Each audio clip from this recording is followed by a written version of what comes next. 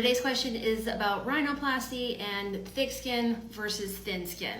And let me start by saying that it's not bad or good to have either. It's just they need to be approached different. Now, this patient above has relatively thick skin. One of the downsides of having thick skin is that we can't see the structures below the skin, the cartilages, as well. And so if we want to see a dramatic change, I need to make a really dramatic change in the cartilage because some of it's muffled by the thicker skin.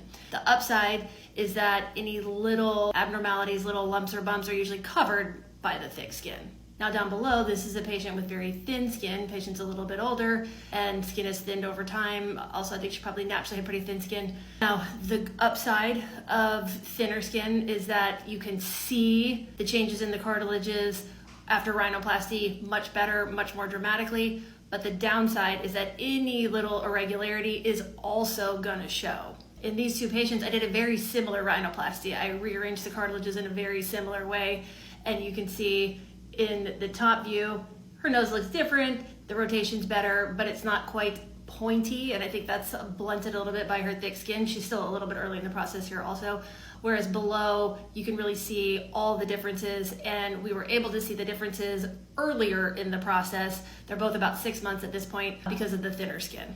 And so again, the thicker skin makes it so that I can make a nice change, I can make the tip look less bulbous, but it's probably never gonna be pointy. On the plus side, it's never gonna look pointy and pinched, which is the look we don't want. The thinner skin, I'm able to get a little bit more shape, a little bit more precision, but the downside is she has a little irregularity here along her dorsum. It's not much, but it does catch a little shadow, and it's the slightest palpable bump, but you can see it through thin skin. But it is important to talk about, and I try to talk about that with all my patients, just to help them have an expectation that is appropriate, to know what to expect, both for how long it's going to take the swelling to go down, to how much definition and shape they'll be able to see after everything's healed.